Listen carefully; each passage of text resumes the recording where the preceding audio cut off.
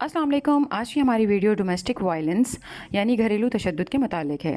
हमारी सोसाइटी के ज़्यादातर मर्दों को शुरू से ही मेल डोमिनेंस की पट्टी पढ़ाई जाती है और चूंकि बेशतर मर्द तरबियत से आरी हैं तो मर्द होना इनके नज़दीक बर्तरी की अलामत है।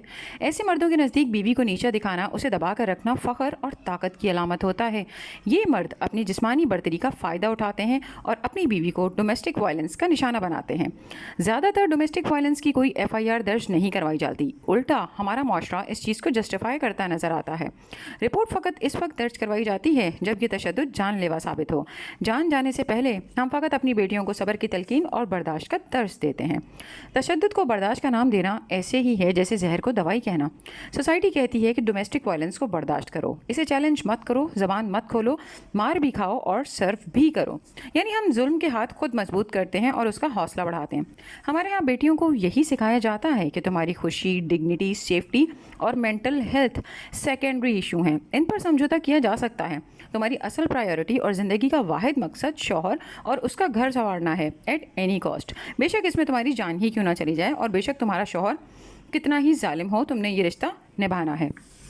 जुल्म को जस्टिफाई करना, उसे नॉर्मलाइज करना, उसे मामूली बनाकर पेश करना जुल्म करने से ज़्यादा ख़तरनाक है। ये बात जुल्म सहने वालों को सेल्फ डाउट में मुब्तला करती है कि बाकी औरतें तो बर्दाश्त करती हैं, तो शायद मैं ही अल्ट्रा सेंसिटिव हूँ इसलिए मुझसे बर्दाश्त नहीं हो रहा। फिर लोगों का ये जवाज़ घड़ना कि मारता है तो क्या हुआ, तुम्हारा ख्याल भी तो रखता है, ख़र्चा भी तो उठाता है। लानत है इसी सोच पर। ये सब ना मर्द के फ़राइज़ हैं। ख़र्चा उठाने का मतलब ये नहीं कि मर्द को मारपीट का लाइसेंस मिल गया। फाइनेंशियल डिपेंडेंस का मतलब ये नहीं है कि आप मार खाएं और मार खाकर चुप भी रहें। ये कौन सी लॉजिक है कि तुम चूँकि फाइनेंशियली डिपेंडेंट हो तो मार तो खानी पड़ेगी। अखलाकियात का जनाजा उठ चुका है हमारी सोसाइटी से, तभी हम रिश्तों की बुनियाद माली इन्हिसार पर रख कर औरत के पिटने को जस्टिफाई करते हैं। याद रखें, मारपीट के नतीजे में ज़हनी और नफसियाती चोट जिस्मानी चोट से कई गुना ज़्यादा गहरी होती है। कोई भी एहसान, गिफ्ट या रोमांस डोमेस्टिक वायलेंस के असरात को बैलेंस नहीं कर सकता। आपको खुद को बदलना पड़ेगा। इसे सिर्फ फिजिकल अब्यूज़ ना समझें, ये मेंटल और स्पिरिचुअल अब्यूज़ है। फिर कुछ लोग ये भी कहते हैं कि दिल का अच्छा है, बस हाथ उठा लेता है। सफ़ेद झूठ। ऐसा शख्स दिल का अच्छा कैसे हो सकता है जो बीवी को जिस्मानी और ज़हनी कर्ब और अजियत में मुब्तला करे।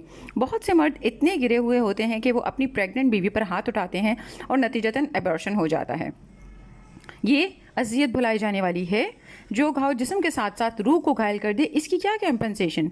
याद रखें कि मर्द की मर्दानगी उसकी जिस्मानी साख्त से नहीं बल्कि मर्दानगी का ताल्लुक किरदार से होता है। बंद करें ये पावर डायनेमिक्स का खेल। सोच बदलें, रवैया बदलें और अपने घर को मोहब्बत की पनाहगाह बनाएं। बहुत शुक्रिया।